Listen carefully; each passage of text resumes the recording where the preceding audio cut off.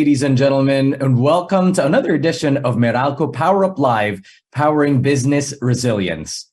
Power Up Live is a webinar series which aims to empower small and medium businesses through Meralco's services and business solutions. My name is Kevin La Peña, and once again, I'm going to be your host for this afternoon's program. All right, so for today's webinar, our esteemed speakers will be giving us an overview of the current power supply situation and the government programs on energy conservation. We're also going to be learning about energy efficiency solutions that will help businesses manage their electricity consumption and contribute to mitigating tight power supply in 2023.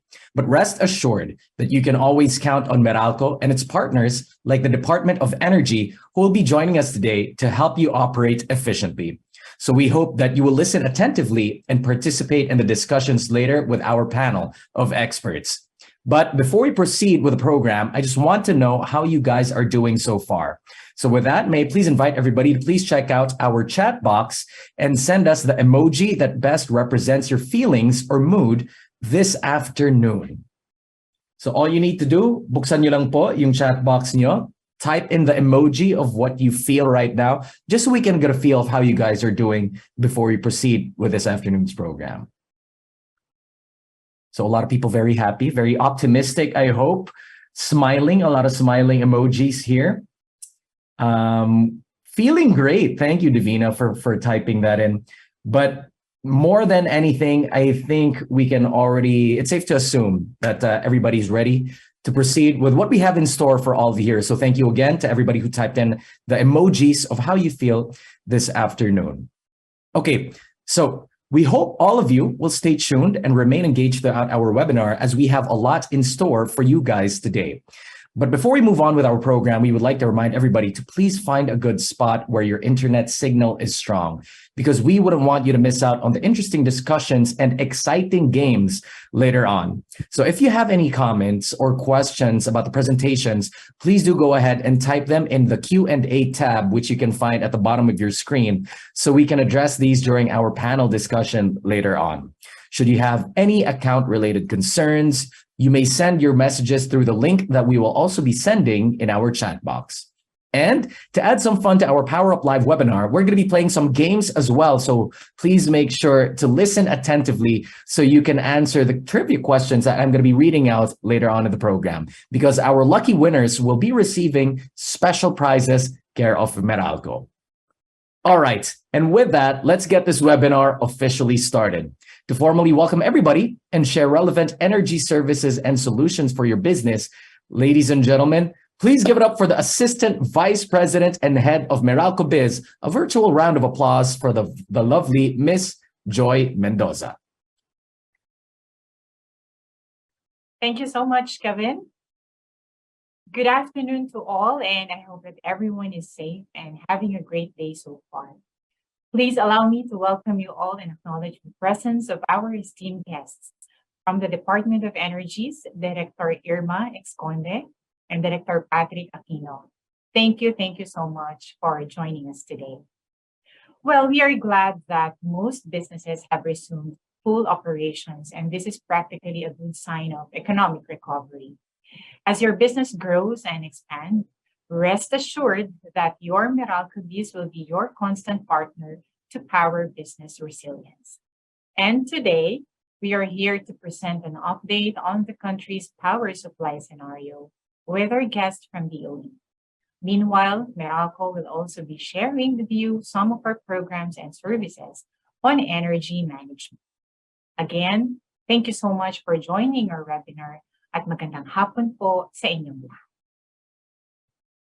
And to proceed, Meralco is segmented into three in order to manage and address the varying needs of our customers. We have our residential, micro businesses, and local government services, which are under our home and micro biz, practically the business centers you see around your areas. Meanwhile, we also have our corporate and national government services that are being managed by Meralco Enterprise. And of course, SMEs like you are being managed by our segment, the Meralco Biz. So why partner with Meralco Biz? Are there benefits for such? Yes, we do. Number one, we can power up your business as you prepare for the opening. Close collaboration as early as the planning stage will result in timely, safe, and hassle-free energization. Next, we can provide tailor-fit solutions matched with your business needs. As your end-to-end energy solutions partner, we offer services that can help you improve operational efficiency, generate savings, and maximize profitability. And last but not the least, we can help you propel your business to new heights. Get access to innovative services and technologies offered by our subsidiaries that can make you grow your business, such as fiber optic interconnectivity, indoor air quality solutions, solar panel installations, or even an electric vehicle ecosystem. There are still a number of services that we can provide you, but for today, let us focus on the programs and services on energy management. Starting off with Power Match. Whether you slow down a bit or your business grows, your power needs change. We can assess if your business is due for a contract right sizing to ensure the longevity and safety of your business operations. Next, we also have our Power Consult. Our team is at your service to provide you with end-to-end energy solutions that can guide you in managing your daily operations, from setting up new ventures, managing your day-to-day operations, even expanding your assets. We are your end-to-end energy solution partner dedicated to help you achieve the highest levels of efficiency possible for your business. Now, what can we recommend coming from Power Consulted View? First, we have our time of use or the peak off peak program. This is an alternative energy pricing scheme designed to help business owners reduce the total electricity expenses through rates based on peak and off peak periods. So rate during the off peak period is relatively lower or cheaper than peak period. Those who enjoy the benefits of this program are businesses with 24 by 7 operations or with multiple shifts, and businesses that have Sunday operations or businesses that can shift to off-peak periods. So quite interesting. What now are the peak and off-peak hours? For Monday to Saturdays, we have 11 off-peak hours, starting from 9 p.m. to 8 a.m. the following day. And for Sundays, we have 22 off-peak hours from 8 p.m. in the evening to 6 p.m. the following day. As we can see from the table, the peak off-peak rates during peak hours is roughly around 7 pesos per kilowatt hour, while the off-peak rate is around 3.50 pesos per kilowatt hour. Perhaps we can relate this to a seat sale of a certain airline. Diba? Parang during peak season like holidays, seats are always taken full, tapos the cost is high. But during off-peak season, regular days, there's even seat sale. So low supply and demand really matters. Next, we also have the net metering and zero export. Businesses with renewable energy facilities can operate some, if not all of its equipment without getting power from the electric grid. We go first with net metering. This is a program under the Renewable Energy Act that allows all end users with or intending to install wind, solar, biomass energy systems with a maximum capacity of 100 kilowatts. Meralco implemented this program and commissioned its first net metering customer in 2013 and first in the Philippines. Under the net metering program, if there is an excess electricity produced by the solar panels, for example, this will be exported back to Meralco and will be reflected as credits or savings on your bill. while excess power returned to the grid further provides savings to businesses like you enrolled to the net metering program. That excess power definitely is one way for businesses to help keep sustained electricity supply. Now let's proceed to zero export. This, meanwhile, is for our customers with renewable energy installation of more than 100 kilowatts and do not intend to export energy to Meralco. End users with these installations are still required to inform Meralco about such installations to ensure safe interconnection.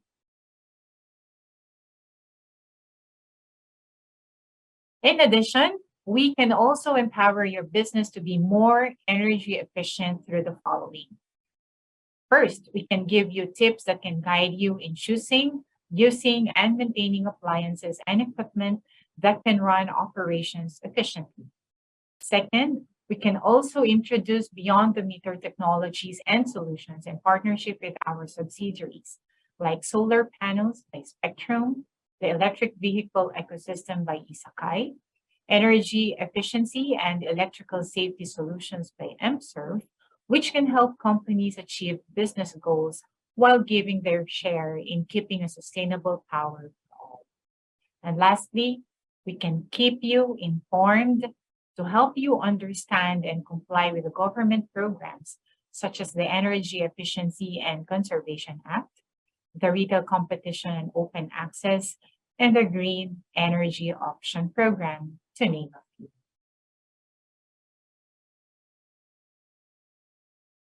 We've partnered with and helped a lot of our business customers, just like you, and hope we'll be able to partner with you too. These are just some of the many customers with their success stories achieved through Meralco partnership. So feel free to consult us and learn more about our services. You can visit our website, email us, or call our hotline as flashed on the screen. Please allow us to help you bounce back and grow your business with Meralco Biz. Maraming salamat po. All right. Thank you very much, Miss Joy Mendoza. Really nice to be able to hear from you and at least nakapag-present na rin kayo for this round of our Power Up Live. Thank you so much, Miss Joy. Okay, so by the way, for those of you who may want a copy of Miss Joy Mendoza's presentation, don't worry, a recording of this webinar will be uploaded on the Meralco website. Once the link is available, it will be shared to all of our registered attendees. All right. And also, if you have any comments or questions on our presentations, please go ahead and type them in the Q&A tab, which you can just find at the bottom of your screen. All right. Because later on, we're going to be able to address them during our panel discussion later on in the program. Meanwhile, it's time to play a quick trivia challenge. We're going to be asking a question based on Miss Joy Mendoza's presentation. So hopefully, nakinig kayo kanina. All right? All you need to do is just type in your answer into the chat box, and whoever sends the correct answer ahead of everybody else gets to win a special prize. Okay, so paunahan po ito. Listen up, because now, here is our first question. Give one Meralco Biz program or service that will help in mitigating tight power supply. All you need to do is just type it in the chat box right now. Okay, so a lot of people already typing in. We're looking for 4 possible answers here. So before I reveal it, I'm going to give more time for you guys to type in your answers. 4 possible answers. We're looking only for one. First person to get it right, we will be announcing the winner later on in the program. Okay, so marami nang sumagot dito. Why don't we reveal our 4 possible answers for this question? If you answered any of these, congratulations. Power Match, Peak Off Peak or POP, Power Ideas and Net Metering, and Zero Expert. Again, export. If you are the first one to send in the correct answer, you will be able to win a prize. We're going to be verifying and checking out all the entries, and later on, i-announce na po namin yung nanalo for our trivia challenge. Okay? So thank you again for participating in that little trivia challenge. Mamaya, we're going to give more opportunities for you guys to be able to win more prizes. Now, to move on, we have our next speaker for this afternoon. And this next person that I'm about to call here will be talking about the country's power situation and supply outlook. So with that, let's all welcome the Director of the Electric Power Industry Management Bureau of the Department of Energy. Everybody, please welcome Director Irma Ice Exconde.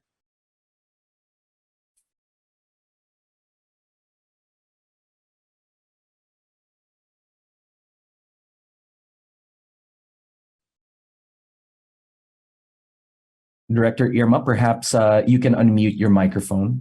Okay, so yeah, thank you. Thank you, Kevin. So to the organizer of this event, the Meralco Biz Group, and to our partners in the private sector belonging to the micro, small, and medium enterprises within the Meralco franchise area, a blessed and joyful Thursday to all of us. Sa ngalan po ni Secretary Popo Lutilla at ng buong DOE family, nagpapasalamat kami sa Meralco for inviting the DOE na maging part of this very relevant and timely topic on energy situation and outlook. We all know how critical for the country to ensure na meron tayong continuous and reliable power supply at all times. This is to sustain the economic recovery after the pandemic and to provide uninterruptible electricity services in our homes, offices, businesses, and all electricity-consuming sectors. At ito po ay kasama sa mandate, vision, and mission of the Department of Energy. Our mission is to improve the quality of life of the Filipinos by formulating and implementing policies and programs to ensure sustainable, stable, secure, sufficient, accessible, and reasonably priced energy. At sa lahat ng ito ay kailangan namin ang suporta ng lahat ng stakeholders katulad ninyo. Gusto rin namin ipaalam sa inyo na meron po tayong plano para sa energy sector. Ang Philippine Energy Plan or PEP na ina-update po namin every year. Ito ay 20-year na roadmap na naglalaman ng major plans and programs taking into consideration the recent energy trends and developments. Ganun din ang mga dapat gawin para sa mga posibleng maging problema sa short, medium, and long-term horizon. The latest published PEP contains the power mix targets of 35% renewable energy by 2030 and 50% by 2040. And sabi nga po ni Presidente ay itong plano na to ay dapat i-update and be made consistent dun sa bagong Philippine Medium-Term Development Plan being crafted by NEDA. And then sa part po ng PEP, meron po tayo ng power supply and demand outlook in the medium to long term up to 2040. And from now to 2040, we expect that dito sa graph to grow at an average annual growth rate of 7%. The black line represents the assumed reserve requirement of 25% of demand. And then on the supply side, ito po yung mga bars. We plotted the power generating capacity of existing power plants. Yun po yung gray bars. And then the committed power generation projects in black bars. Ibig pong sabihin, committed, ay sigurado pong papasok sila dahil meron na po silang financial closing. And then yun pong orange bars, ito po yung indicative power generation projects in the pipeline. It can proceed or not. It depends po dun sa magiging final decision po ng mga proponents. And then assuming po that the power generation projects and its associated transmission projects will have synchronized completion, the chart shows that the power supply will be enough to meet the peak demand and the reserve requirement, at least for the medium term. And for today, the focus of my presentation will be on the short-term power outlook, which is from the remaining months of the year up to 2023.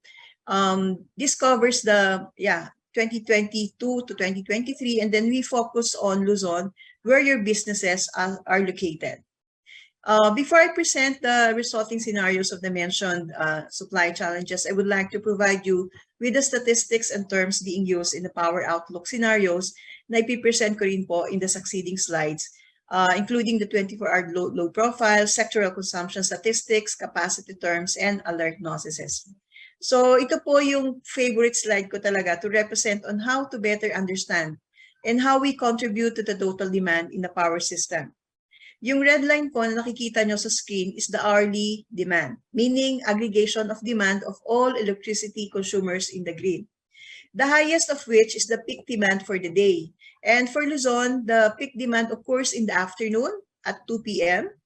And let's see how we contribute to the increase and decrease in the total demand for each hour.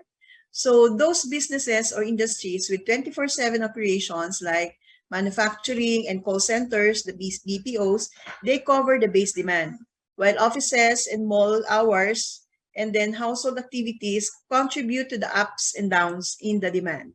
So that's how we contribute, each one of us contributes in the total demand of the system. And then we have here the slide showing the sectoral electricity consumption in Luzon by type of customers and the Meralco's share to the total. So Meralco, of course, is the biggest utility in the country. And the enterprises belong, the large enterprises belong either in the commercial or industrial consumers, and probably your group also, which account for a very high share of 82% of the commercial sector and 68% for industrial sector. And this highlights the extent of impact to you should there be power interruptions. But on the positive note, you can also contribute significantly to the solution through participation in the various programs on energy efficiency and conservation measures and other programs and policies of the government and the distribution utility Meralco. And then this one is the power capacity and generation mix. So this is the supply side. So this is the data at the national level. As shown here, coal remains to have the largest share in terms of capacity and power generation mix at 43% and 58% respectively. And Luzon comprised 72% of the total demand of 16,036 megawatts, while Meralco contributes about 50% of that, of the national demand. In terms of power generation, we're still highly dependent on fossil fuel, like coal and natural gas, and even, well, a little part of oil. And these are mostly imported, thus country's vulnerability to international prices, which we are currently experiencing. On the capacity terms, it is also important that we understand the different capacity terms being used in the preparation of the power outlook, which can also explain why there are still possibilities of power interruptions, even if the data shows that we have enough power generation capacity. So we start with the installed capacity. You can see it on the chart on the right side. It is the maximum capacity based on the nameplate of the power plant. However, the capacity that can be relied upon is called dependable capacity. This is after deducting the degradation through time, sabihin naluluma po yung planta, and then the station use and seasonal derating. This is in the case of hydro, yung derating po.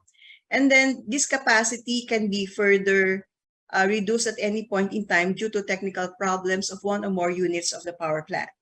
There are also the outages, which are distinguished as planned or scheduled, and then the unplanned, or we call forced outage. Yung planned outages, we can manage that by proper scheduling, but it is the unplanned outages that really makes the difference. This can be due to problems in a particular power plant or a transmission facility. Now, we would like also discuss also itong alert notices. Ibig sabihin po nito yung mga naririnig natin sa mga pag pinag-uusapan yung power situation. So, shown on screen is the illustration kung paano nasasabing may alert notice. So, these are the relevant, also relevant to understand the next slides on the short-term power outlook. So, what we have here, we have the demand, regulating reserve, contingency reserve, and dispatchable reserve. So, yung regulating po, yun po yung 4% ng demand. Yung contingency, yun po yung highest na capacity na meron po sa system, at yung dispatchable po, yun yung second largest na power plant unit sa system. Now, kapag na-maintain po niya yung level na mamimit niya yung lahat ng ito, yung demand, regulating reserve, contingency, and dispatchable, we are at the normal state. However, please press. However, there will be yellow alert should the available capacity is lower than the contingency reserve. So mag-i-issue po si NGCP ng yellow alert.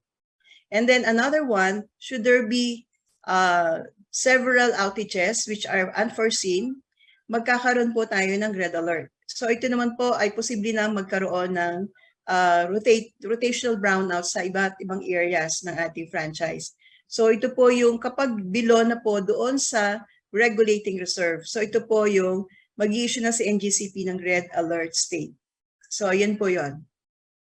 So we go to the next slide, please. So we now go to the power outlook scenario for 2023. So sa ngayon po, we are already preparing for the contingencies for next year because marami po tayong challenges as of now sa power sector, especially yung malampaya po natin. Alam nating nagdi-deplete na siya. And then meron pong mga delays din sa completion ng mga LNG, liquefied natural gas facilities, na siya po sana magiging source ng fuel ng mga dating gumagamit ng malampaya na nag-expire na po yung contract nila for that fuel from the malampaya. And then meron din pong delays in the completion ng mga transmission projects natin, particularly sa dito po sa Bataan area wherein nandun po yung malalaki din nating mga power plants. So, and also another one is we are also considering here that there will be maintenance po nung main platform ng malampaya, which is scheduled on February 4 to 18. On top of all this is the continued high fuel prices in the global market, particularly yung coal, which has the largest share both in power capacity and generation mix, as I have shown in earlier slide.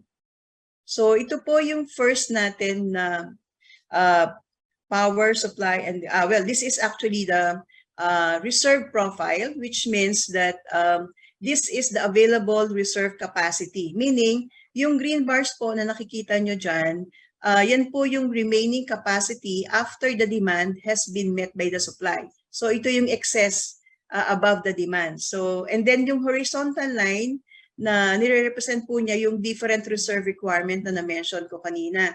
So ibig sabihin, if the green bar exceeds the black line, then there is enough capacity to meet all the reserve requirement. However, if they fall below the yellow line, so yun pong yellow line nakikita nyo, then sabi ko nga po, NGCP will issue a yellow alert notice of the possibility of the rotating brownouts. Hindi pa naman po sigurado magkaka-brownout, but there is a possibility. And then if below the red line, then there will be a notice of red alert and rotating brownouts will likely to happen. Kasi mas mababa na po doon sa talagang kailangan kung magkaroon po ng hindi inaasahang pagbagsak ng isa o dalawang planta. And then please note also that we have also factored in dito sa supply and demand na ito yung broken red bar. Ito po yung mga capacity na nagkakaroon po yung sinasabi kong unplanned outages. So na-consider na po namin yon. Ang inassume namin dito ay yung nangyari in the past, average in the past 4 years for each week of the year. Now, this scenario is assumed that the 1,200 megawatt of Ilihan, which is a natural gas power plant, will not be available and the committed capacity will be on time. So, hindi po natin, walang congestion po tayong ina-assume dito. So, with these assumptions, there will only be one yellow alert being expected. So, ito po yung best scenario that we can have. Now, we have the committed capacity. Ito po yung mga capacity na papasok po na for the next year at nakalagay nga po dito, we have 668 megawatts din. At the bottom makikita nyo na merong stranded capacity, meaning kahit nandiyan na po yung planta, ready to operate, pero kung hindi po matapos yung project, yung transmission project, hindi pa rin po siya madideliver dito sa load area, which is the Meralco franchise area, mostly here in Metro Manila and the peripheral provinces. But however, we are doing our best para po itong mga projects na ito ay maging on time ang pagpasok po nila sa ating system. Now, the next slide that we have is another scenario. If we exclude the availability of the stranded capacity, meaning kung hindi talaga matapos po yung project dito sa Bataan, then this will be the resulting power outlook. As you can see, there are a lot of 16 yellow alert. There are yellow alerts, 16 of them, and one yellow alert. And this possibly occur mostly in March and May to July. So ang peak month po kasi ng demand natin is the summer period, which is April to July. It so happen na yung March po dito, maraming planta na maintain kasi hindi po natin inaalaw base sa ating policy na mag-maintain ang mga planta except for hydro during the summer months. So yun po yung ating outlook for the period should that be happen. And then ano po ang ginagawa ng government and anong plano natin for 2023? We have identified contingency plans and this includes yung patakbuhin po yung ilihan on liquid fuel at 420 megawatts. And then another one, which is the reliable ILP that we always call during emergency situation, that red alert has been declared by NGCP. And currently, meron pong 200 potential reduction of 284 megawatts from the system. This is 50% of the registered ILP po ng Meralco. And then another one which will be discussed later by Director Patrick Aquino is the implementation of energy efficiency and conservation program. So importante rin po because we are all users of electricity. And then we also have to have aggressive communication programs for the policies and programs for greater participation of everyone, just as we are doing right now. And then this one, another scenario, after if we consider the contingency plan, the alerts will be reduced to only 2 yellow alerts. However, we can expect the prices will be higher due to the relatively higher cost of oil, which will be used during those periods relative to natural gas. And then this one, this is the worst scenario that we can have as based on our simulation. This is without the 1,200 megawatt of Ilihan and without the committed capacity, the entire committed capacity, not only those in the Bataan corridor. So based on those assumptions, there can possibly 8 red alerts and 22 yellow alerts. We are highlighting this alert notices because it is, as I mentioned, ito yung basihan ni NGCP para mag-trigger po ng mga pag-activate ng mga ILP participants.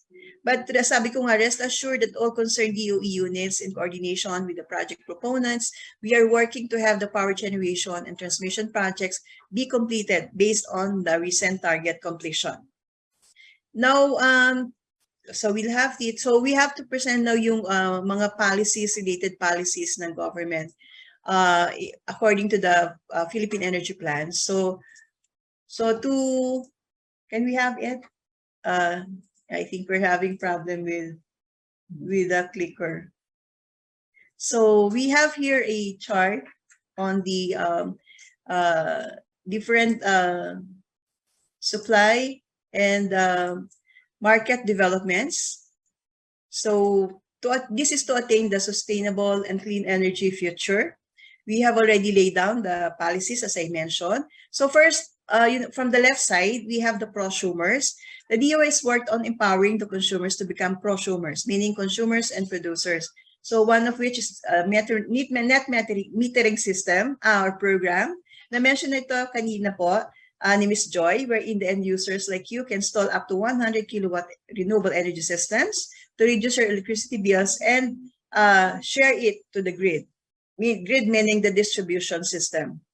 And then another one is through own use. Ang DOE di na po nagre-require na kumuha ng service contracts kung gagamit ng renewable energy for own use o pansariling gamit lang. And then on the customer contracting option, pagdating naman sa customer contracting options, meron tayong Green Energy Option Program or GEO para sa mga consumers na merong demand na 100 kilowatt and above na kumuha ng power supply sa mga renewable energy suppliers. Ito ay isang voluntary policy mechanism. Ang mas nauna sa GEOP na nag-empower sa consumers ay ang Retail Competition and Open Access or COA.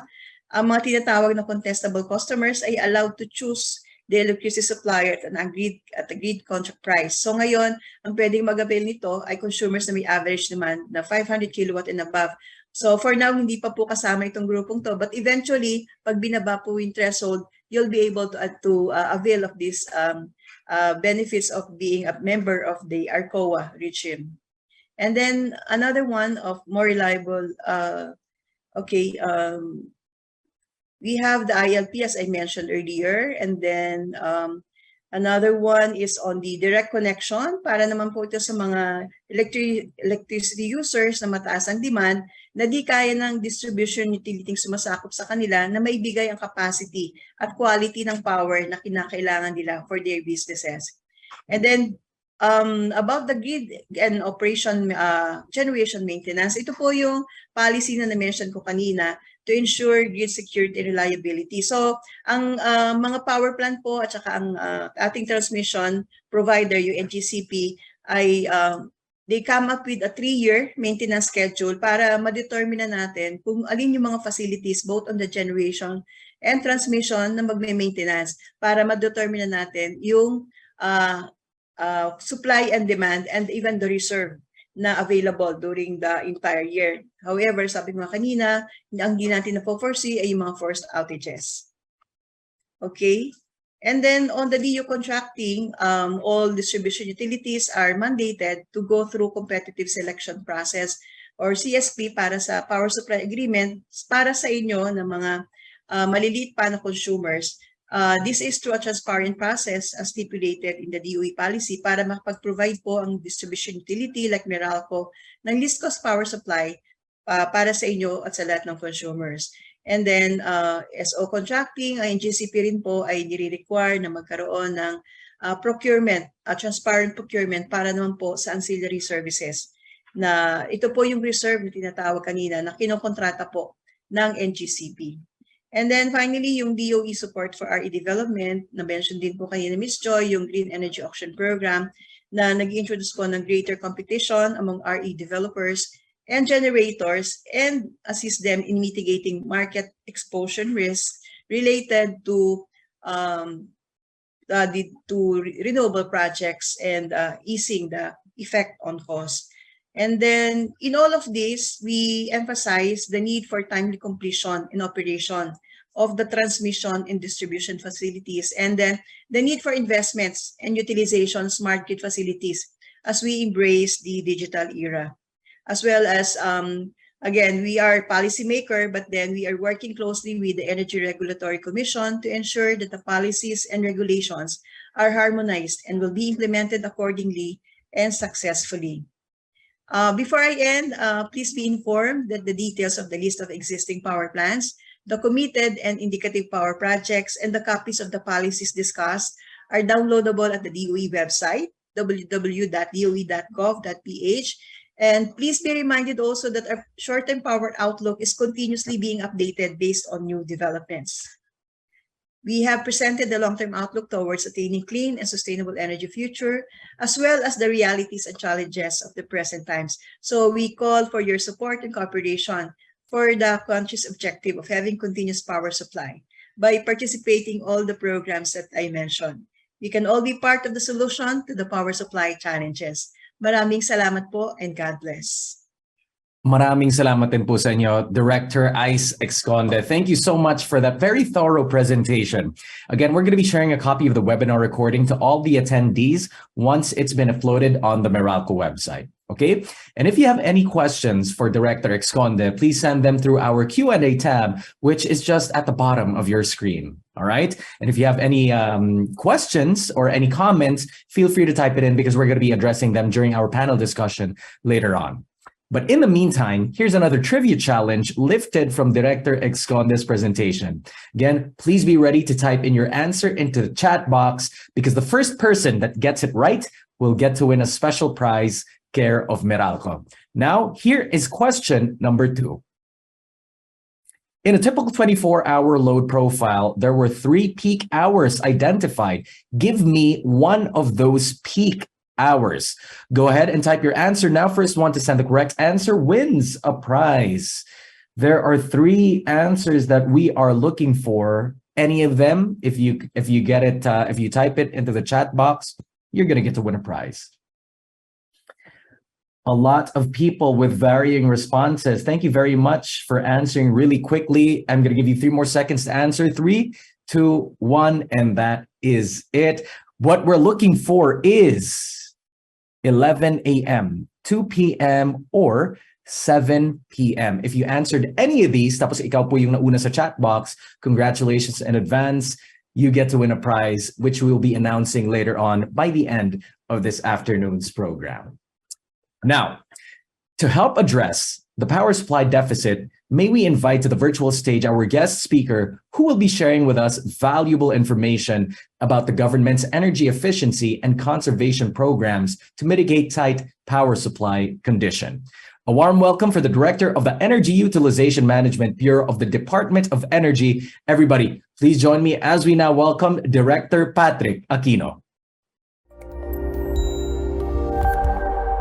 Good day, I'm Director Patrick T. Aquino of the Energy Utilization Management Bureau from the Department of Energy. Allow me to present our programs on energy efficiency and conservation, or EEC, to help mitigate the tight power supply condition in 2023. As part of the continuing implementation of the EEC Act, the DOE mandates the formulation of a Demand-Side Management, or DSM, program for electric power industry participants to promote the reduction of energy consumption through effective load management, resulting in the decrease of power demand and the migration of power demand from peak to off-peak periods, or such measures undertaken by distribution utilities to encourage end users to properly manage their loads to achieve efficiency in the utilization of fixed infrastructures in the system with the use of energy-efficient and/or renewable energy technologies and systems. The DSM guidelines will cover programs for energy consumers from the commercial, industrial, and transport sectors, as well as directly connected customers, contestable customers, and all other electricity-consuming sectors. We also have the guidelines on the energy-conserving design of buildings, which cover new and existing buildings with at least 10,000 square meters of total gross floor area or 112.5 kVA of total connected electrical loads. The guidelines shall not be used to circumvent any applicable safety, health, or environmental requirements of a building, but areas with industrial manufacturing processes are exempt from the guidelines. The guidelines aim for the adoption of an energy efficiency and conservation in building energy sector covering areas such as the building envelope, electrical systems, and mechanical systems, among others. The adoption of EEC in the building sector comes in the form of energy efficiency projects, and the DOE recognizes that to accelerate the needed investments in EEC, such EE projects should be incentivized. The objective is to have a measurable reduction in energy intensity and consumption per year. Department Circulars numbers DC 2021-05-0011 and the recently issued DC 2022-03-006 strengthen the guidelines for the endorsement of energy efficiency projects for the availment of fiscal incentives. From simple and complex EE projects, new classifications arise from new and expansion EE projects. Simple energy efficiency projects refer to those projects that involve new installation, upgrading, or retrofitting of specific equipment or devices in the system. Complex EE projects refer to those projects that involve new installation, retrofitting, or upgrading of a system or a combination of systems. New EE projects refers to innovative EE projects designed to reduce energy consumption or caused by any improvement, repair, alteration, or betterment of any building or facility or any equipment, fixture, or furnishing to be added to or used in any building, facility, or construction of green buildings or vehicles, including the manufacturing and provision of services, or will use electric vehicles in its operations and will realize energy savings during operation and maintenance, may qualify for registration. Expansion of EE projects refer to additional EE projects to an existing and/or ongoing EE project designed to further increase energy savings. The government sector also has EE projects. The Interagency Energy Efficiency and Conservation Committee, or IAEECC, was created to evaluate and approve government energy efficiency projects and to provide strategic direction in the implementation of the Government Energy Management Program, or GEMP. The IAEECC is composed of the different department secretaries from various government Philippine agencies. Government entities are hereby to abide by the IAEECC resolutions and carry out energy efficiency projects approved by the IAEECC. There are 6 issued IAEECC resolutions. Resolution number 1 directs all government agencies, including local government units, foreign service posts, to comply with the Government Energy Management Program, ordering the Department of Energy to conduct energy audits and spot checks and submit proposed improvements to the GEMP. Resolution number 2 directs all government entities to use energy-efficient light-emitting diode or LED lamps. Resolution number 3 directs all government entities to use inverter-type air conditioning units or similar equivalent technologies. Resolution number 4 enjoins the Council of Good Local Governance to consider, include, and adopt EEC as one of the areas in the criteria per Section 7 of Republic Act No. 11292 or the Seal of Good Local Governance Act of 2019.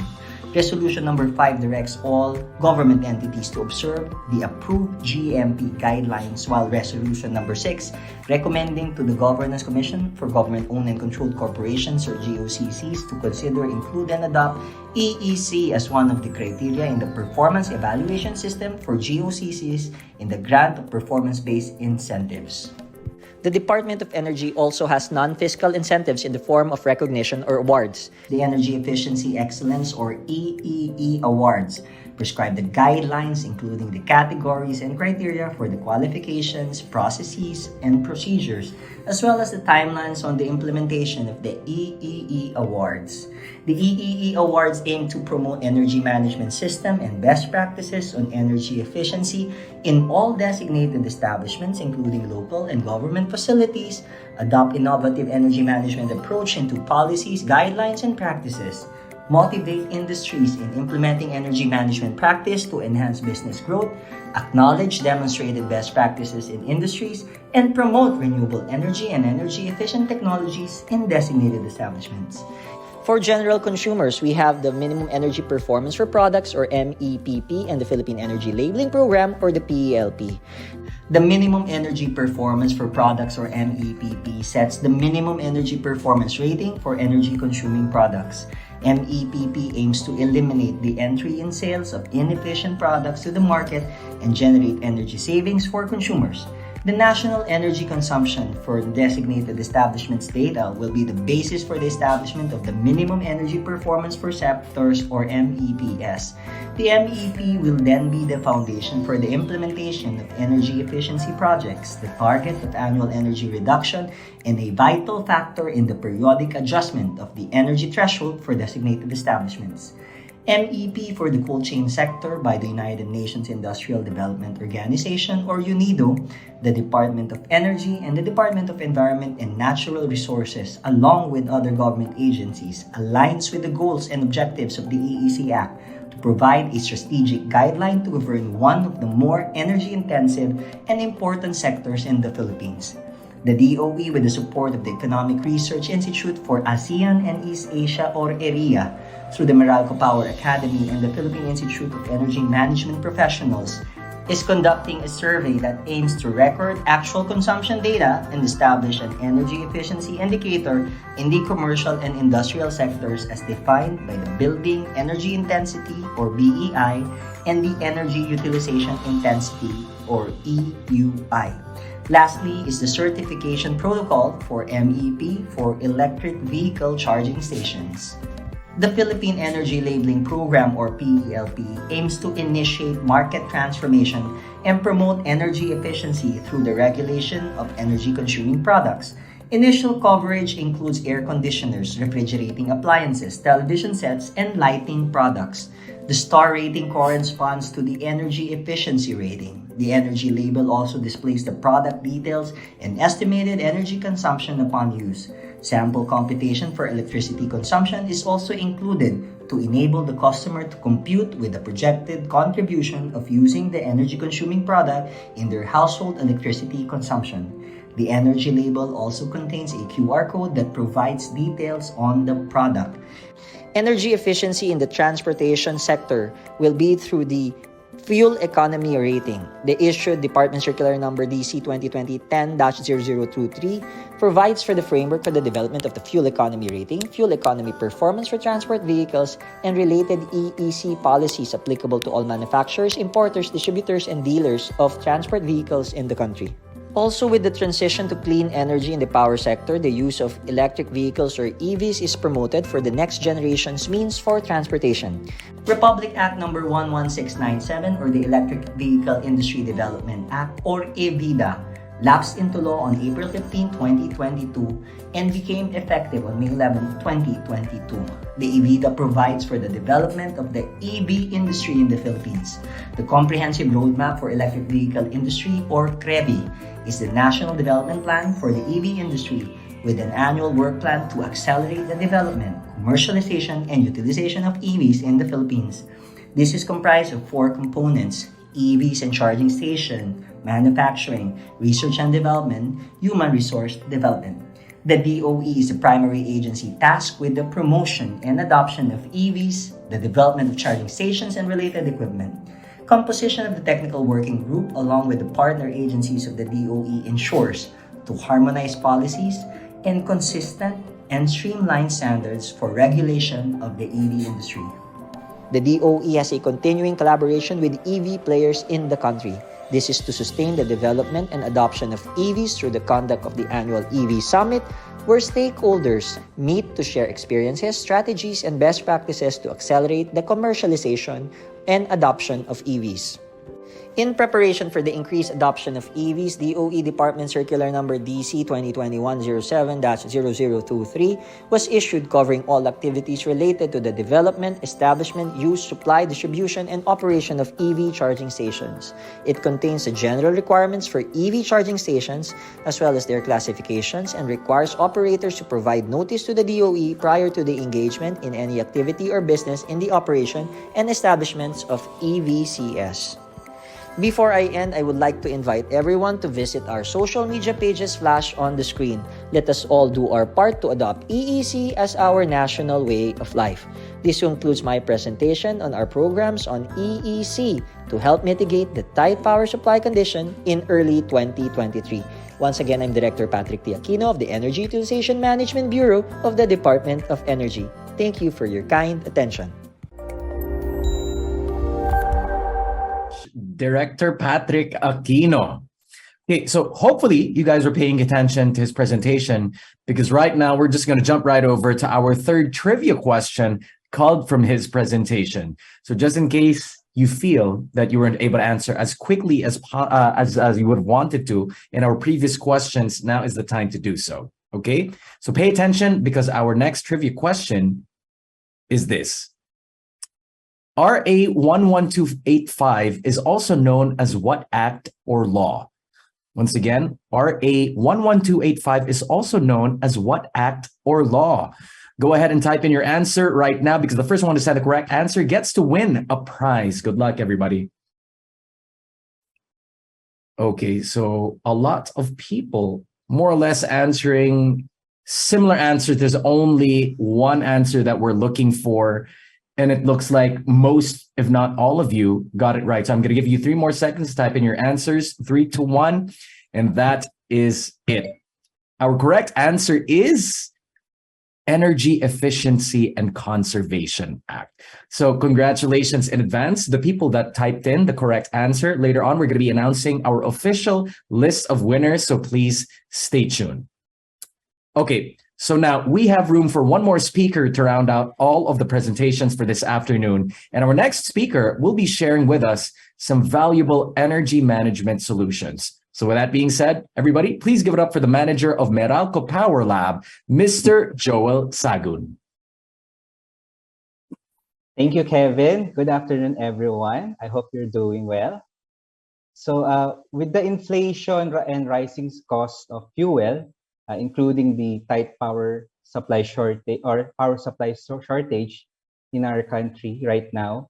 Also, businesses are facing problems or challenges in managing their expenses and operations. So while there are many things that we cannot control, we would like to assure you that Meralco is here to help you in the areas that we can.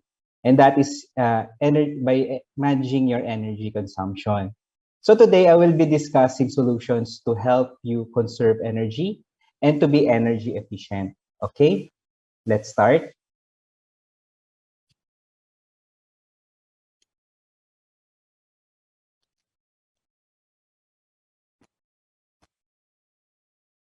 I think it's not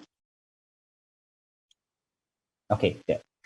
So in this presentation, I will cover two topics. So an overview of energy management and then energy management practices.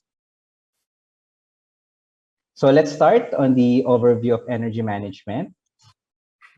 So in managing energy consumption of your businesses, so it can be easy or to understand and how it's done. So let's go to the basics.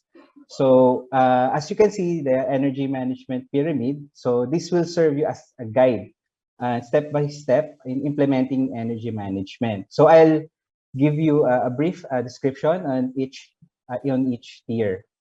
So for the energy conservation, uh, on this first year, you don't need to spend much here, or usually no at no cost.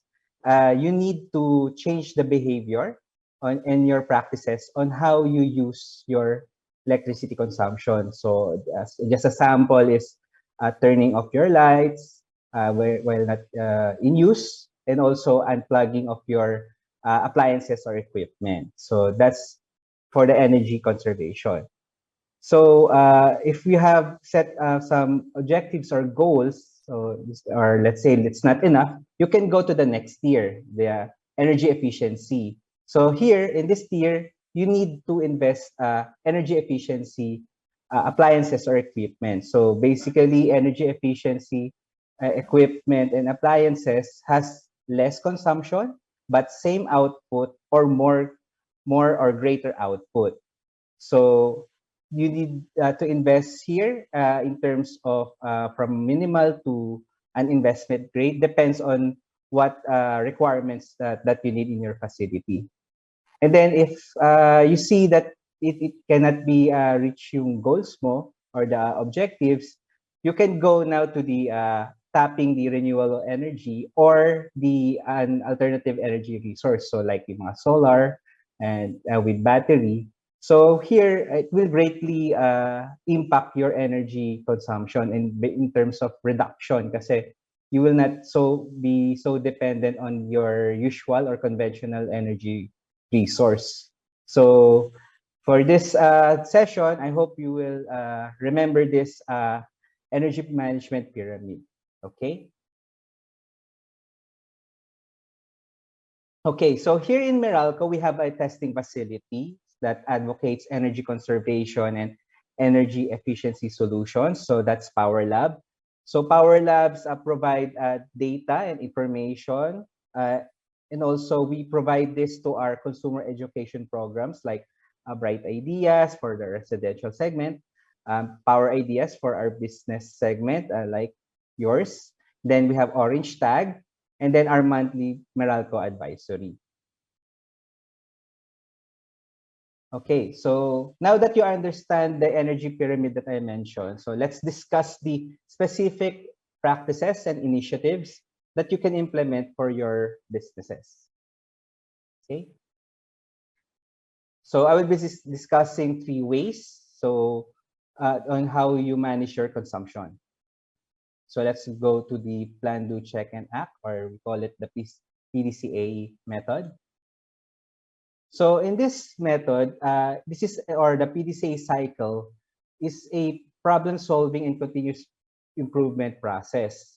So this is usually used if yung mga product developer, if they develop a product, and also sa mga user experience designer, if they design a user interface and user experience. So in this method, this is also highly used in energy management. So since energy management should be a holistic or systematic approach in addressing energy management. So we'll discuss in detail in the succeeding slides. Okay. So before we go to the plan, we need the organization itself, including the management, to commit on having an energy management initiative or to implement a reduction of your consumption. So without this, your plans for energy initiatives and reduction of your consumption will fail. So we highly encourage you to include this in your business plan when you do conduct a short, medium, or long-term plan, since this is very essential to your business. So after this, if you get the commitment of the whole organization, let's go now to understanding your consumption. So by understanding your consumption, you can create your baselining.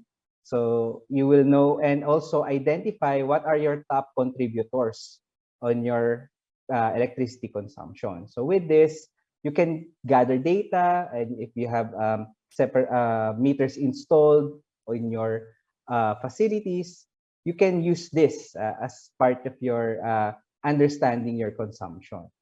And then once you already know your consumption and your how it behaves, you can now set objectives and targets. So you can say that based on your analysis on your consumption, you can set like a reduction of your electricity consumption by 2% every year, or attain an energy savings by X number of years. So that's putting your objectives and targets.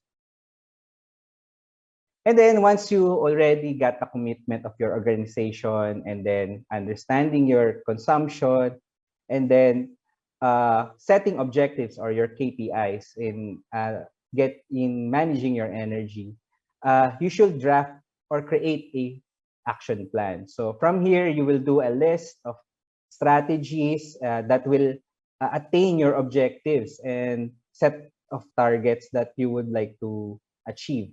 So you will also assign persons to achieve these these objectives by you doing these activities. You should also list your resources needed, and also the KPIs. That's very important, so that you will know if you are on the right track. Okay. So next. Okay.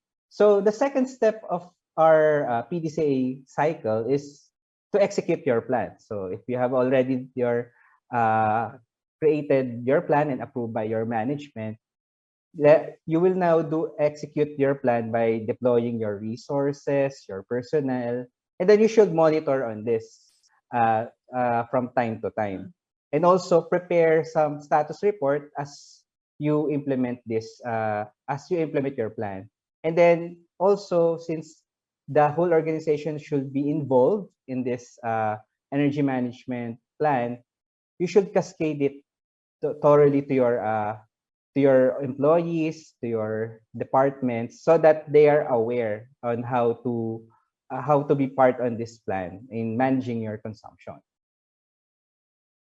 Okay, and then after you conducted your plan, and then you should now get the data, or also you other information that you as part of your execution plan. So this is for you to monitor your energy performance. So since nag-baseline ka na, you need to get the actual results of given the execution of your plan or implementation of your energy management plan. So you will check if there's some deviation, or masyado ba siyang mataas, or if there are some problems that you encounter during the implementation. And then you can also conduct an energy audit. So from this, I encourage you to conduct an energy audit, since energy audit is a part of the process to know kung talagang nai-hit nyo talaga yung mga targets. I highly recommend na sana it should be independent, kasi if you are setting an objective tapos same din yung mag-audit, yung nag-i-implement, so baka may possible na bias. So it's good to have to tap a certified energy auditor for this activity, so that you can get an independent insights and also recommendation.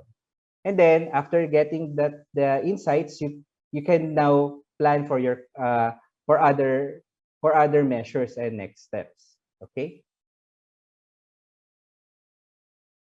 So once you get your information and also conducted energy audit, so you will craft another plan. So this plan will be a corrective plan, so or improvement plan. So from this plan, if you see meron kayong mga deviations, hindi na-meet yung targets, ano pa yung mga dapat pa natin gawin? So you should list on that.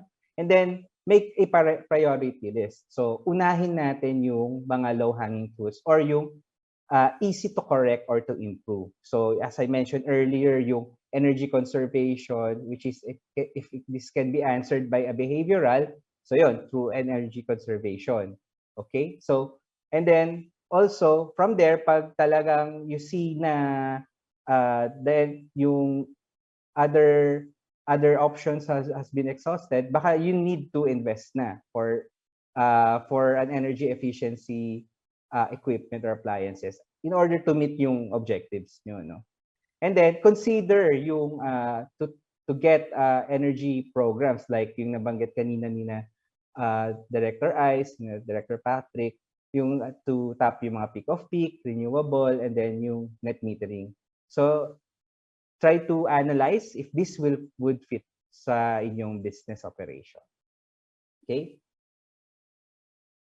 So let's be from this segment, now let's discuss this specific energy management and energy efficiency measures that you can implement in your businesses. So let's start with the tier 1 of the pyramid, yung energy conservation.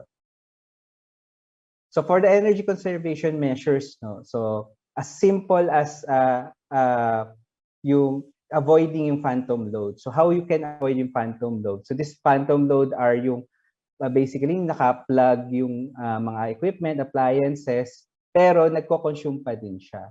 So like yung kung ang sample lang niya yung mga sa TV or yung mga like sa mga water dispenser, pero kita niyo yung LED light na iilaw siya, it means it consume pa rin siya. It consumes electricity. So ways lang to avoid this is by unplugging your appliances if kung hindi mo siya ginagamit.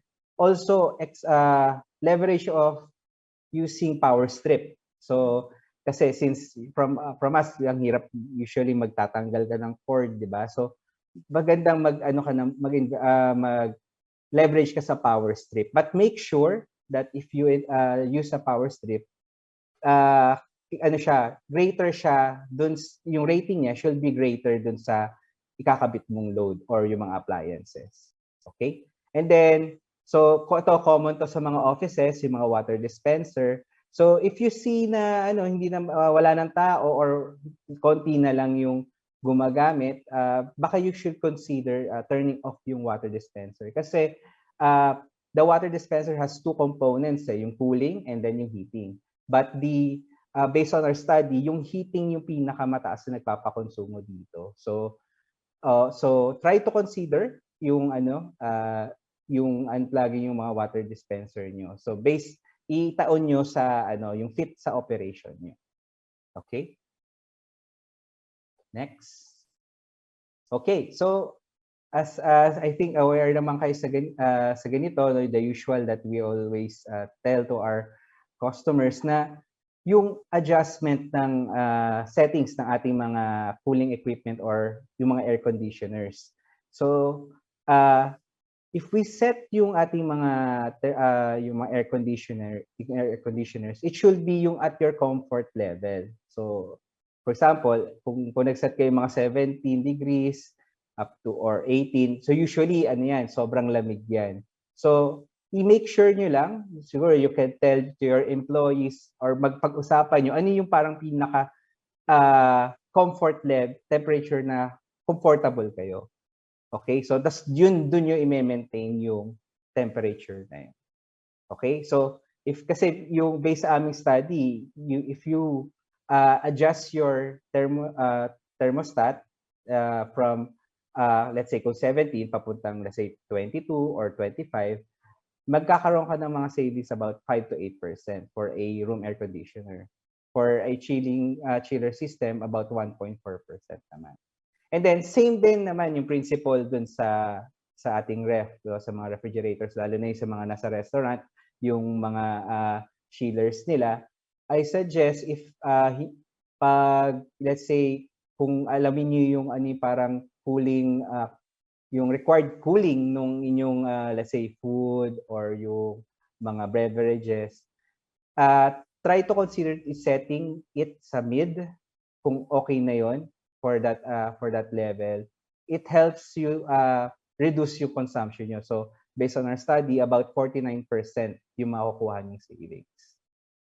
Okay? Next.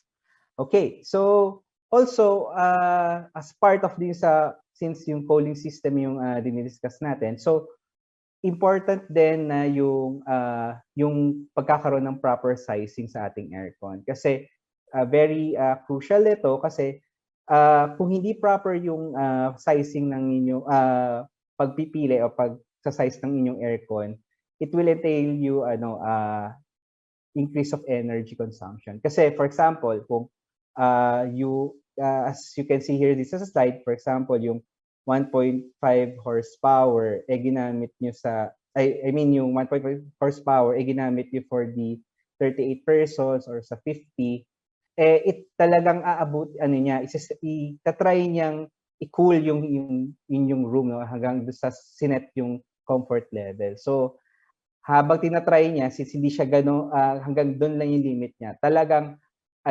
tatry niyang mag-consume pa more, no? So nagwo-work harder yung compressor niyo. Okay? And then next, yung sa ref nyo, try to manage yung lalo na yung sa mga beverages and then yung mga food, try yung wag nyong i-overload kung maaari yung mga ref and chillers nyo. Kasi based sa aming pag-aaral, it will increase yung consumption niya pag let's say puno, no? About 117%. So almost double yon. So we recommend mga siguro 70 to 80% para at least yung flow ng cooling system ng inyong chiller and ref talagang ika nga parang term natin, diba, parang nakaikot yung cool air within dun sa chiller and ref natin. Okay? And then another energy conservation measure is yung optimal positioning ng aircon units. So yan. So sa offices, no, if we do a parang let's say kung saan po position yung aircon, it should be yung parang pinaka middle or yung length of the room, no, para ma-optimize yung cooling, distributed. Kaya kasi we suggest this yung positioning kasi maging well distributed yung cooling capacity ng aircon para talagang buong room mabilis siyang lumamig. So as you can see here, per type, meron kaming window type, split type, cassette type. Merong certain feet from the floor. Ika nga yung kung saan mo siya i-install o ilalagay. Okay? Next is ayan. So here, no, so since we are mentioning yung sa aircon na usually it should be closed, though. Kasi basically yung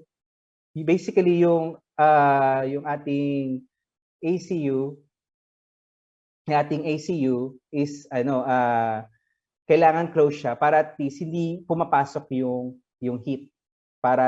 So pag pumasok yung heat, hindi magtatrabaho yung ating compressor. Okay? And then sa opening, same din sa refrigerator. So let's parang bawasan din natin yung pag-close ng ref neto para at least hindi makapasok yung init and then hindi mag-work hard yung ating compressor. Okay? So this naman sa energy efficiency measures naman is ito naman kailangan yung go to the investing in inverter technologies. So as you can see, yung inverter technologies is less yung kanyang input but same and more output yung nabibigay niya. So mas makakatipid kayo dito. Okay, so here naman, so if you plan to invest naman, kung nakikita niyo dito yung energy saving device, so I think nakikita niyo to madalas sa mga social media and also some stores, no? So we highly discourage you to buy this. Actually, hindi siya talaga nakaka-save and it consumes you more pa nga eh. So in the succeeding slides, I will give you tips, no, how to kung ano yung best na investment na para mas makakatipid kayo. Okay? Next.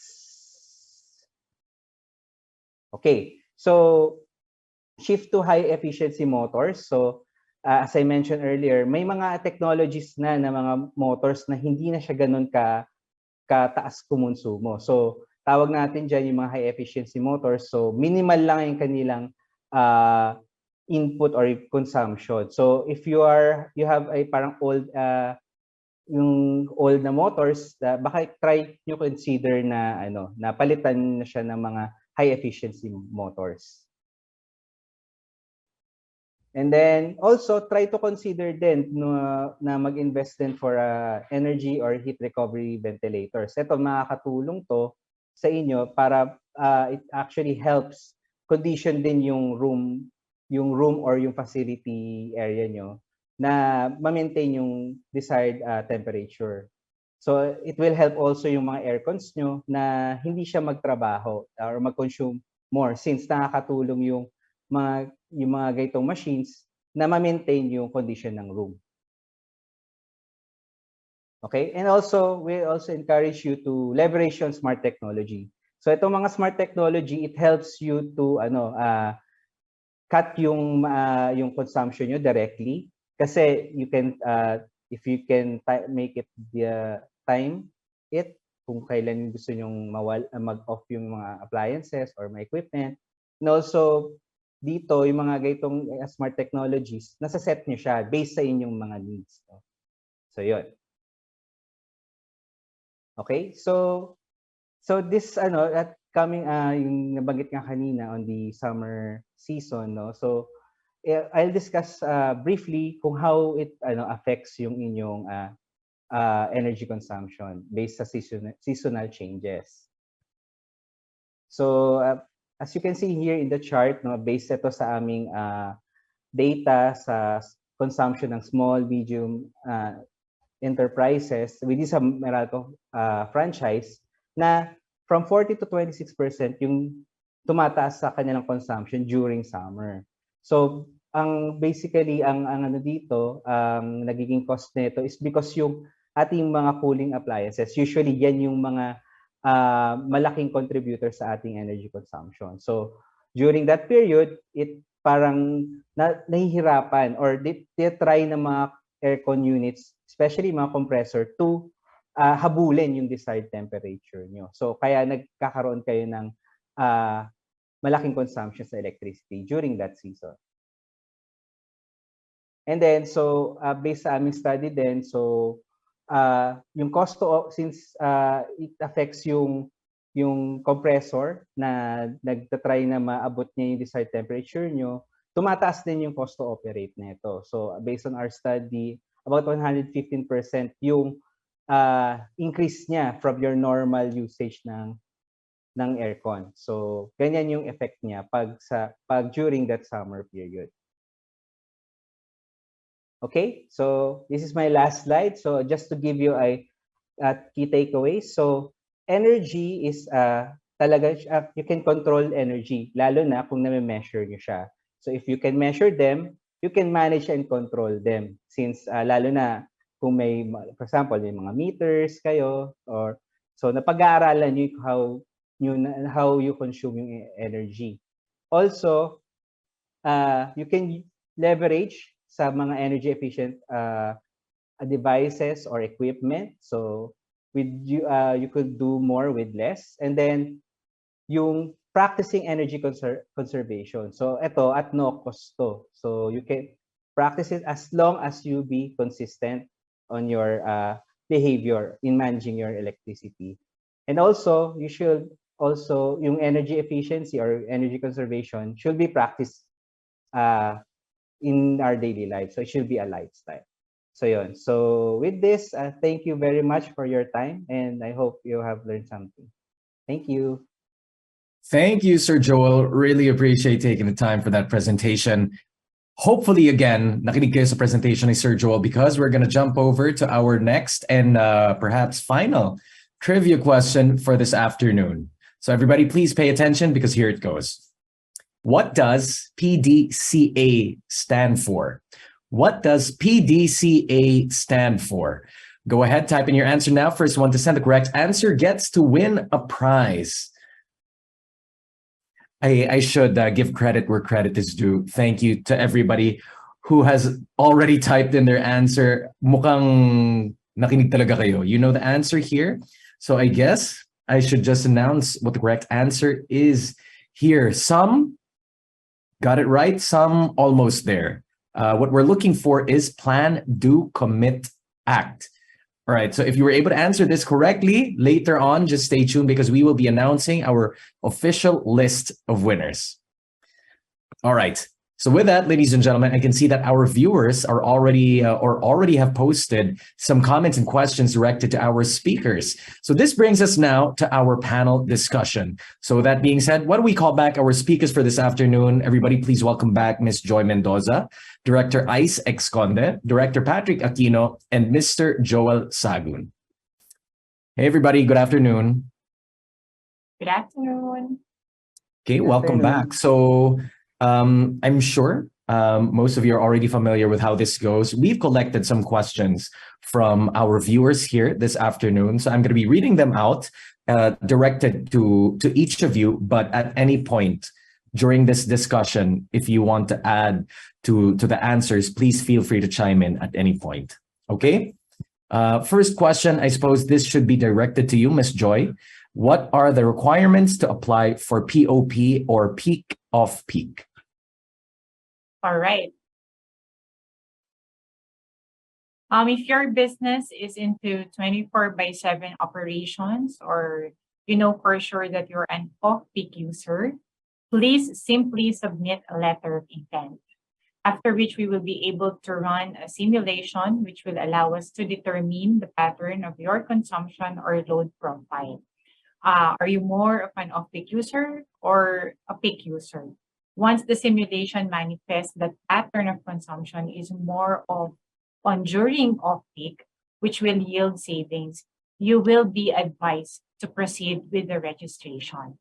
We just have to ensure that your consumption during off-peak period is way above your consumption during peak period to enjoy the benefits of the program. So just simply submit a letter of intent. Thank you, Ms. Joy. Okay, now moving on, Director Ice, we have a question for you. We understand that what you presented are various scenarios based on projections. When the time comes that we will be experiencing the power shortage, will the government, particularly the DOE, provide more reliable or accurate picture of the situation so we can prepare for it? Yeah, thank you. Thank you for the question. Yes, definitely. Actually, as I mentioned earlier, we are continuously updating the outlook depending on the recent developments. And we even monitor the situation on a daily basis. What are the power plants on planned outage, on forced outage, and then what is the reserve situation for each day, like if it's a normal or it's there's an alert notice. So those kind of things. And we actually report this or inform the public on these matters. So definitely, yeah, we will provide information as developments come in. Thank you. Thank you, Director Ice. Okay, moving on. We have a question for Director Patrick. Earlier, Meralco presented that energy-saving devices don't work. Can the DOE shed light as to why they are still being sold in the market? Very interesting question, Director Patrick. Yeah, that's correct, Kevin. It's a very interesting question. Energy-saving devices really don't work. Let me just reiterate that. The best way to save is to switch off your appliance or unplug if you're not using them. They are available in the market because we do have a safety standards for them. It is something that we will work closely with the Department of Trade and Industry to see how we can resolve that particular concern. I think the existence right now is relying on that particular Philippine national standard, but knowing what we already know, we will be working in trying to get more information out, and hopefully down the line be able to weed out these types of products from the market. Thank you for the question. Thank you, Director Patrick, for shedding some light on that. I'm sure a lot of people also really surprised to hear that this afternoon. Okay, now, next question, Sir Joel. This is for you, okay? Should I buy an appliance without an orange tag? Where can I find the list of all appliances with orange tag? Okay, thanks for the question, Kevin. So basically, the orange tag, not all participating appliances has no orange tag, but they can use the energy labeling that Director Patrick mentioned. So just they need to look on the energy star. So the higher the star, the better. So that shows the energy efficiency. And now, if you could not see the orange tag in the stores, we have a list of our tested appliances in our Meralco website. Okay, thank you so much, Sir Joel. Up next, Miss Joy, I'm going back to you here. I already have solar panels and enjoying its privileges. Why do I still need to sign up to net metering? All right. You know, Kevin, there are a number of end users who have actually have their solar installations at home, no? But when they once have it, usually ang nagiging impression, hindi na ipinapaalam kay Meralco for the interconnection. But one thing important is it should be the other way around. If you have your RE or your solar installations, the more you should inform Meralco and have that registration by way of net metering. Why? Because through net metering, Meralco makes sure that the customer fully enjoys the benefits of properly connecting to the grid through the renewable energy installations. So what are the three benefits? First, it's safety. We want to ensure the customers that the RE system or their renewable energy system is safe to operate and that it complies to the standards and regulations set by the government. In fact, there had been a fire incident that was reported by a certain LGU brought about by the unsafe and non-standard installation of the solar supplier. Even more, there were actually 15 burnt panels from an ice plant where a solar supplier provided them an inverter equipment that didn't actually match the Meralco technical standards. So that's number one, safety. And then number two, stability. It ensures that the customer and the grid will avoid experiencing disturbances such as power interruption due to the installation. So pag medyo hindi tama yung installation, walang interconnection, there could be magkukos ng neighborhood blackout, even damage sa sarili nilang appliances or equipment, or worse, magkaroon ng service interruption sa mga katabing services or mga kapitbahay niyan. And the worst part is there could be an electrocution to our linemen during maintenance. Hindi alam na merong solar panels na nag-generate na po pwedeng magbato ng kuryente palabas sa ating mga linya.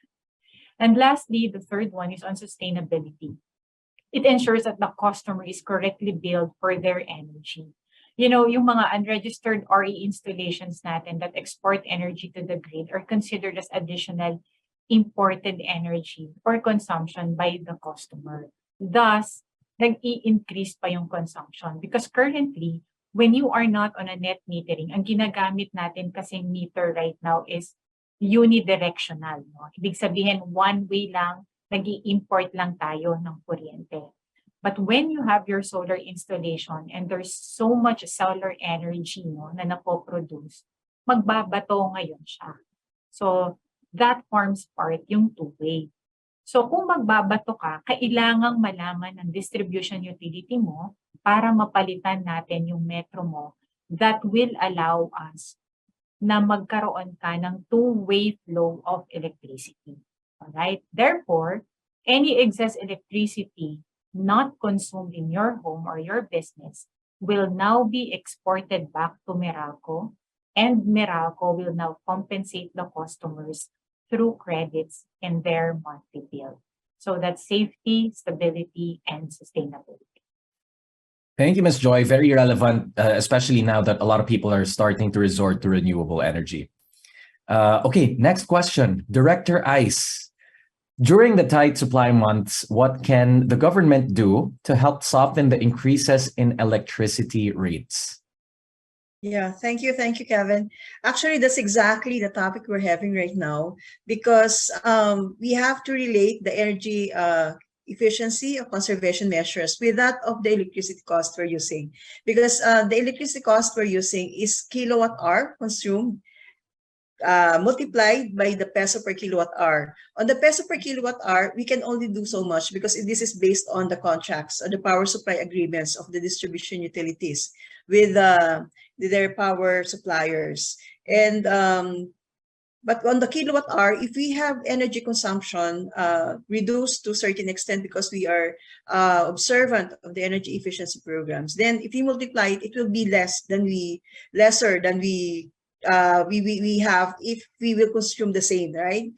But on the part of the components of the power supply, currently what the government is doing is, especially at this time that the coal prices, which comprise bulk of the power generation mix and the power supply contracts of most of the utilities.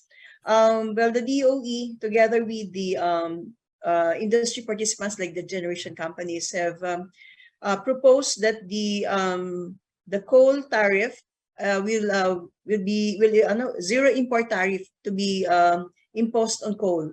And for now, this is until December 2022 only. But what we are working on with the Tariff Commission is to have the permanent implementation of zero import tariff, and that will be substantial actually if we put it in the picture of the peso per kilowatt hour, because that forms part of the cost of producing electricity, the tariff. So, and there are other possibly depends on how Meralco will further improve on their mix of power supply, considering the cost of the various fuels right now, and including integrating more renewable energy in their power supply mix. I think that's all, Kevin. Thank you. Thank you, Director Ice. Really appreciate it. Reminding everybody again, for those that have any further questions or comments, please feel free to type it in the Q&A tab. We'll try our best to answer all the questions that you send over. But don't worry, kapag may mga hindi kami nasagot during the panel discussion, we're going to be addressing them even after the program. Okay, so now moving on. Director Patrick, back to you. We were informed that the deadline for submission by designated establishments of their energy audit report is on December 31. If we can't comply, will the DOE penalize us? Thank you for the question. The Energy Efficiency and Conservation Act was already in place in 2019. The legal requirement is to have an energy audit once every 3 years. So just to put things into context, 2019, 2021, 2022, we're really due to have an energy audit. But since we are in the receiving end of a lot of questions for this, the DOE will be issuing, the Secretary will be issuing a advisory clarifying how the compliance will be. So let me just stress, I've said it very many times already, the goal of government with respect to energy efficiency is really compliance. So we will be working with our stakeholders, hopefully also with our partners here in Meralco, to get people to comply. The government will not be in the business of imposing penalties because, as this event has already shown, it's really being more efficient benefits not only your business, but also helps us in addressing our concerns. So I hope I answered that question. Thank you. Thank you so much, Director Patrick. Okay, next question to Sir Joel. Can you help me assess the energy efficiency measures that I should implement specifically for my business? Okay, thank you for your question, Kevin. So as I mentioned earlier, when I explained about the PDCA method, so you should first understand your consumption. So you should identify first what is the more contributing equipment or appliances in your business. So if you would like to know your consumption, since we have may mga meters naman naka-install, especially if it's Meralco meter, you can ask our biz partners. You can ask them to request extract of your consumption, and then you can analyze on it, and then also other ways to know specifically your consumption that greatly affects the total energy consumption is by putting yung mga meters, no, or other energy measuring device for you to know kung ano yung talagang greatly na nagko-contribute sa consumption niya. From there, you can address on that how to manage that once you already identify kung ano yung pinakamalaking contributors na sa consumption mo. So from there, you can draft a plan on it, how to address that. I hope that it answers your question. That was wonderful. Thank you very much, Sir Joel. Okay, next question to Director Ice again. Is nuclear power being considered by the government to augment power supply? How soon can such technology come online, and will this only be private sector driven? Yeah, thank you, Kevin.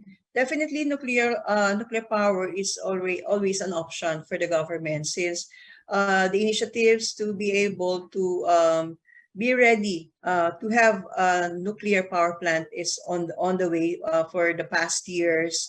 There are 19 infrastructure requirements actually to be able to put up a nuclear power plant, and includes capacity building and preparations and all this technical considerations and locations, all these factors. So in terms of timing, probably it will take about 15 years, 10 to 15 years before we have a nuclear power plant. And this needs actually very strong legislative framework, which should be a law that will govern the nuclear power development in the Philippines. Whether it will be government or private, we'll have to see depending on the regulatory and legal framework that will be approved. But in most jurisdiction, it's actually government. If it's not fully government, it's actually public-private partnership, most probably. So yeah, I hope I have responded to the 3 questions on nuclear. Thank you. Thank you, Director Ice. Okay, Director Patrick, sa inyo po ulit ito. How can we contact certified energy auditors? Yeah, for the listing of certified energy auditors, it's available at the DOE website. We'll be sharing the link, the direct link for that in the chat box for everyone to link up to. We also have the listing of our certified energy conservation officers, certified energy managers, and recognized training institutions in the same website.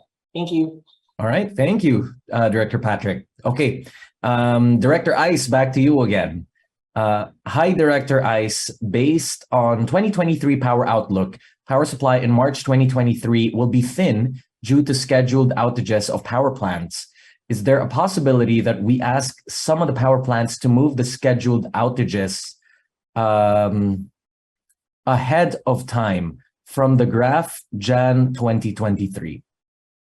Yeah, exactly. That's why I mentioned earlier that the consideration there is the submitted grid and operation maintenance program as of October of NGCP. This is already the optimal combination, the initial simulation and submitted by the NGCP, considering the submissions of the power generators as well as their transmission facility maintenance.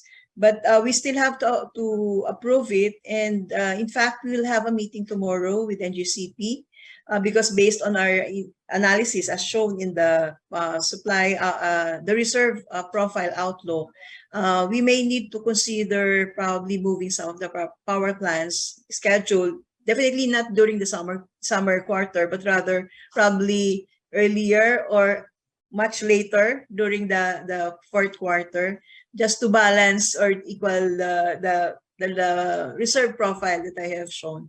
So definitely we're in the process of that because we have to make sure that we'll have a more safe reserve profile for the entire year if we can move some of it. But because of course it depends still on the other consideration of those power plants since they have also contracts to consider like their maintenance contractors or the whatever contracts they have. So yeah, definitely we'll consider that. And we have not yet approved actually the graded operating maintenance program.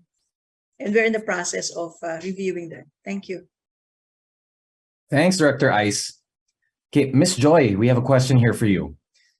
We are a cold storage facility and our monthly bill is from 1 million up to 1.7 million. As for now, we're using the peak off-peak program. I would like to ask if there is another program that could fit in our company that can help to lower the monthly bill. Thank you. All right. Thanks, Kevin.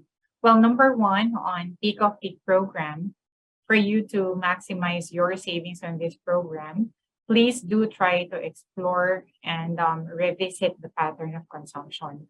You might want to move all machine intensive during off-peak or during the evening, while those labor-intensive during peak period. And then lastly, number two, you might want to consider also solar installations and then eventually registered under the net metering program. While the peak off-peak program generates savings for you in the evening, the net metering will definitely yield savings for you during daytime. So net metering and peak off peak program definitely complements each other. They tango together. Thanks, Ms. Thank Joy. you. Okay, now for the next question, this could either be for Director Ice or Director Patrick. So feel free to chime in on if you want to share with regard to answering this question. Are there programs or projects within the DOE on waste to energy? Perhaps Director Ice, if you want to take this first. Actually, we have the Renewable Energy Management Bureau handling this waste to energy policy. As I understand, they already Director Patrick, do you have if that policy on WT have been issued? As far as I know, it was being undertaken past months, but I'm not sure if it was already finalized and have been forwarded or signed by the secretary. So yeah, I defer to Director Patrick on that. Yeah, just to confirm what Director Ice mentioned, yes, the DOE issued, I think, mid before the within the year, the waste to energy policy. It was anchored under the Renewable Energy Act of 2008. But there are also moves to codify this. There's pending legislation as we speak, both at the House of Representatives and at the Senate. So the government will be working in making sure that all of the related policies, regulations across the government is addressed. That's why there's a waste to energy bill as we speak. Some of the concerns that arise for waste to energy, of course, are on the emissions, compliance with the Clean Air Act. And that is what the waste to energy policy mentioned earlier by Director Ice comes in. And that is also where the legislation or the bill on waste to energy will hopefully address and make it more attractive for our investors. Thank you. Thank you, Director Patrick. Thank you as well, Director Ice. Appreciate sharing those answers here. Now, next question, back to you, Director Patrick. You kind of touched on this earlier, but then I'll just go ahead and read this question first. Who are the qualified energy auditors based on RA 11285? And where can we see the list of DOE accredited auditors? Perhaps you can remind everybody once again. Okay. I got the information. So the waste to energy policy was issued in February this year. That's DOE Department Circular DC 2022-02-002, just to confirm. To round up that question, for the listing, I think the organizer will be sharing to you the website. It's available at the DOE website. We maintain a listing of energy efficiency practitioners. Again, those would be your certified energy auditors, certified energy managers, and certified energy conservation officers. The link will be shared with the audience shortly. Thank you. Thanks, Director Patrick. Yeah, you just check your chat box. The link should already be there if you want to see a list of DOE accredited auditors. Okay, Director Ice, another question for you. Regarding power supply in Luzon, Visayas, Mindanao, we understand that we have an oversupply situation in the Mindanao grid. May we know the status of the Mindanao Visayas DC link? How about WESM Mindanao? Yes, yeah, thank you. With regards to the Visayas or Mindanao Visayas interconnection project, we are really we are with you and excited to have this completed, and we are pushing for it, and we are actually right now helping NGCP to address whatever remaining concerns as far as the government approvals and everything at the local levels that needs to be secured so that their target completion of December 2022 will be attained. But there are some reports also recently that it may be delayed if those challenges in terms of the approvals or permits will not be addressed. So we are working actually with NGCP on this matter. And hopefully, yeah, December 2022, and the latest probably is first quarter of 2023. Hopefully, let's pray for it.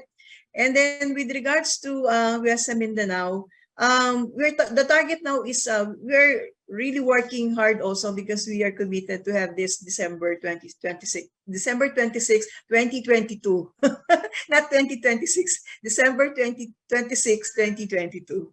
Okay, and there are really critical, there's only one critical factor, challenge there. It's more of the two electric cooperatives, the challenging electric cooperatives there. But we'll try our best to have the West Mindanao earlier than the interconnection project, because based on IMOP's perspective or report to us is that it's better to start the West Mindanao before the physical interconnection of the Visayas Mindanao, so the system of the market can be tested prior to the physical connection. Yeah, thank you. Thank you, Director Ice, and thank you also for clarifying na hindi pala siya sa December 2026. Medyo malayo pa. It's December 26, 2022. 2022. Yeah. Okay. We have another question here for you, Director Patrick. Hello, sir. Kailangan pa po ba namin mag-send ng annual report ngayong December 2022 kahit nakasubmit na po kami last April 2022? Okay. Just to clarify, the requirement due on the 15th of the succeeding year is for the full year annual energy consumption report and annual energy utilization report. So what you will be submitting this coming April 15, on or before April 15 of 2023, is your full year submission, again, for your annual energy consumption report and your annual energy utilization report. So what you submitted this year was for last year. So there's a year delay, actually. I hope that clarifies the question. Thank you. Thank you, Director Patrick. Anyway, for those watching right now, if you need any further clarification, feel free to send a message to anybody from our team, from Meralco. They'd be more than happy to address any of your questions, even beyond this afternoon's program. Okay, next question, Ms. Joy. What Meralco program is applicable to a water utility using deep well as a source using 24-hour electrical power? Thanks, Kevin. So just like what I've mentioned earlier, we can have that service run under a simulation for peak-off-peak program, especially if the only load for this utility service is just for a deep well running for a 24/7. If the consumption is just way above peak, no, meaning puro off-peak ito, then we'll be able to have this enrolled under peak-off-peak program. Thank you. Thank you, Ms. Joy. We're going to be waiting for more questions to come in, but so far I think we are down to our last question. Reminding you guys, for those that were able to send in a question that we weren't able to address during our Q&A session, don't worry, we're going to address them even after this afternoon's program, all right? We're going to be reaching out to you guys, don't worry. Okay, last question, Sir Joel, we're back to you. Are capacitor banks considered energy savings devices? No. Capacitor banks are used for power quality improvement, specifically for power factor correction. So for this, using power factor correction, it maximizes the energy delivery to the consumers. That's all. Thank you. All right. Thank you very much, Sir Joel. So again, as mentioned earlier, unfortunately, as much as we would like to entertain all of your questions during today's session, that is it for our discussion. So before we let you guys go, perhaps to our esteemed panel of speakers here right now, you might want to share some parting words for our viewers. Sir Joel, perhaps we can start with you. Okay. Thank you, Kevin. So thank you for your time, for listening to us, and also providing you information. So Meralco is here together with these partners. If you have some questions related to energy efficiency or energy conservation, just approach our BIS partners, representatives, and relationship managers. And I hope you learned something here this afternoon. Thank you. Thank you, Sir Joel. Next, Director Ice Exconde. Yeah, thank you, Kevin. So thank you very much again for Meralco for inviting us here. And we call for the support of everyone to be part of the solution to the power supply challenges of the country. Thank you. Thanks, Director Ice. Now, moving on, perhaps Director Patrick Aquino, you might have some parting words for our viewers this afternoon. Yes, again, we thank Meralco for organizing this. And just to reiterate, the best solution to save is to switch off or unplug when you're not using any of your appliances. Thank you. Thanks, Director Patrick. And last but definitely not the least, Miss Joy Mendoza, anything that you might want to share to the people watching right now? Well, again, maraming salamat, Directors Ice and Director Patrick. Wag na wag po kayong magsasawa. Maraming salamat. Well, as they say, change is unavoidable and it's the only constant thing in the world. Whatever challenges man or changes that we have to go through, it's very important that all stakeholders are working and collaborating all together to make things happen. And that's what partnership is all about. Among our customers, it's just like all of you in the gallery, us, your utility company, and of course, our partners from the government. I hope the services that we were able to share this afternoon inspired you to collaborate with us so we can definitely power a brighter tomorrow for all your businesses. Maraming salamat po. All right, there you have it. Thank you very much once again, Ms. Joy Mendoza. And thank you again to our esteemed panel of speakers for this afternoon. Once again, let's give them a warm virtual round of applause. Thank you so much, Mr. Joel Sagun, Director Ice Exconde, Director Patrick Aquino, and Ms. Joy Mendoza. Maraming salamat po sa inyong lahat. Hopefully, our audience here today was able to pick up relevant tips on how they can manage the electricity consumption of their businesses. And for those of you who have questions that were not addressed during the Q&A session earlier, we're going to be reaching out to you after the program. You may also encode your concerns or requests through our concerns form via the link posted in our chat box. Or alternatively, you may also scan the QR code, which we are now flashing on the screen. And in case you have other power-related inquiries, you may also reach out to our Meralco Biz through the channels being flashed on screen. Feel free to take a screenshot, take a photo, very vital information here, especially if you want to reach out to Meralco Biz. But before we announce the winners of our trivia challenge, why don't we do a quick poll first, all right? Getting a feel of everybody here once again. Meralco Biz wants to ensure that you can reach us whenever and wherever you need us, all right? So while we love doing these webinars with you and for you, don't we all missing seeing each other face to face? So let me ask all of you here, for future Meralco events, would you still prefer to have it online, like this webinar, on ground, where you can meet your Meralco Biz partner managers and other Meralco Biz customers face-to-face, or hybrid, where you have the option to go on site while the event is being streamed live online for those who can't go to the venue? Let's launch the poll now. So if hindi nyo pa nakikita sa window ninyo, there should be a notification already. Just click on it at the bottom part of the window. It will lead you to the poll. We hope to get your feedback because this will really be helpful for us to in moving forward and planning our future events. So I'm happy to see that a lot of people are leaning towards going back to face-to-face or at the very least hybrid events, and we look forward to seeing you in the future. Okay, thank you so much, because we have another poll question that we'd like to share to all of you here. If we can move on to our next question, please. What is your preferred schedule for Power Up events? What day of the week and is it in the morning or afternoon? Okay, let's launch the poll now.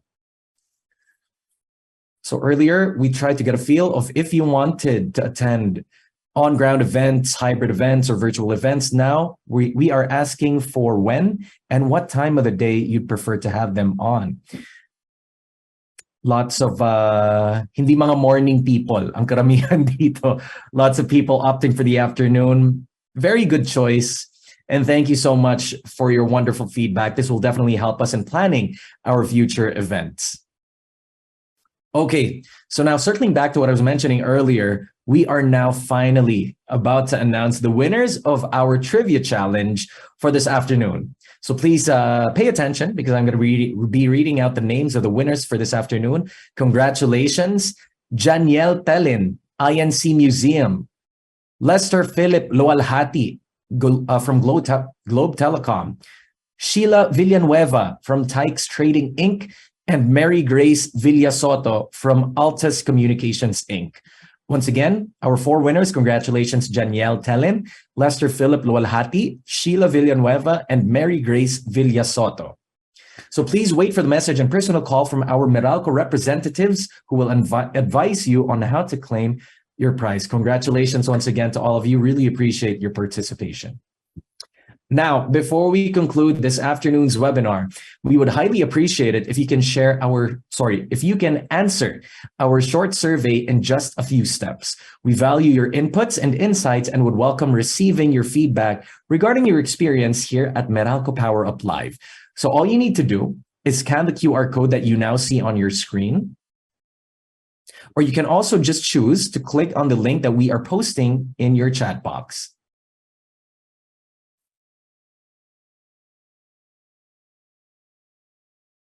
All right, there you have it. Thank you very much. You have certainly been a most cooperative audience, and it truly has been an insightful afternoon, to say the least. I hope everybody was enlightened and empowered through the topics presented by our very distinguished panel of speakers. And with that, thank you so much for joining us today. We hope to see you again in the next edition of Meralco Power Up Live. Once again, I'm Kevin Lampena. Stay healthy and safe, and have a pleasant afternoon, everybody. Thank you very much.